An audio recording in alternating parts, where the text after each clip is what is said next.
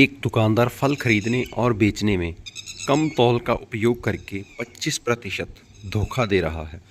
तो उसका कुल लाभ बताइए भाई।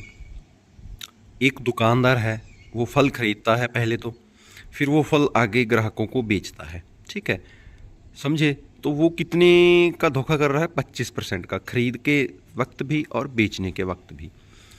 माना कि उसने फल खरीदे थे 100 के, तो उसका लाभ प्रतिशत बताना है। ये बात मैं बता दूं पहले ही आपको। लास्ट में हमसे पूछा गया कि वो कुल कितना लाभ कमा रहा है। देखो भाई, बेईमानी करके वो 25% का धोखा कर रहा है। माना कि उसने फल खरीदे थे 100 रुपए के, लेकिन वहाँ उसने 25% का धोखा किया, तो यहाँ उसने प्लस 25% ज़्यादा के फल खरीदे। मान लो उसने रुपए तो 100 दिए, लेकिन उसको 125 रुपए के फल मिले। किसी भी तरीके से वो धोखा कर गया। अब फिर कहता है कि 25% बेचने में भी वो धोखा करता है। अब जब उसने ये 125 रुपए के फल लेके आया, तो इसके ऊपर फिर से वो 25 रुपए एक्स्ट्रा भी कमा रहा है। धोखा करके एक्स्ट्रा कमा रहा है। एक तो उसका लाभ हो ही रहा है, इसके अलावा उसका एक्स्ट्रा लाभ भी हो रहा है।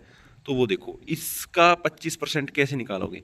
देखो, 100 का 25% निकालना तो बड़ा ईजी होता है ना। 100 का आप 10%, 20%, 40% निकालना बड़ा ईजी हो जाता है कि आप 100 में सीधा उतना ही जोड़ देते हो जितना आपको निकालना होता है।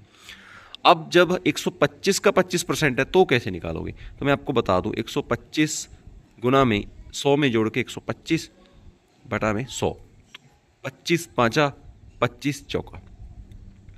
अब ये कितना आया? देखो, काट काट के ये आ जाएगा 4 एकम 4 और 2 5। ठीक है, यानी 1.25 आया, 1.25।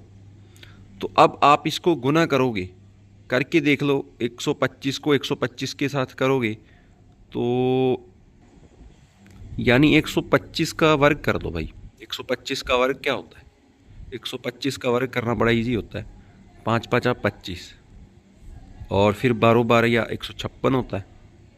12 12 या 144, और उसमें 12 और जोड़ दोगे तो 156।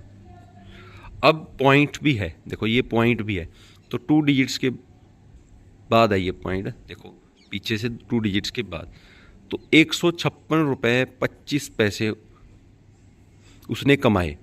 अब जो 100 रुपया वाला ये घटा दो जो उसने अपनी जेब से दिया था, तो 156.25 माइनस 100 रुपया अगर उसमें से आप घटाओगे, तो उसका जो लाभ होगा वो 56.25 रुपये होगा। तो उम्मीद करता हूँ दोस्तों ये सम आपको समझ आया होगा। ये थोक विक्रेता वाले, दुकानदार, दूध वाले, वो ऐसे बहुत सारे सवाल आते हैं कि जिसमें वो इतना धोखा कर रहा है, इतने % धोखा कर रहा है।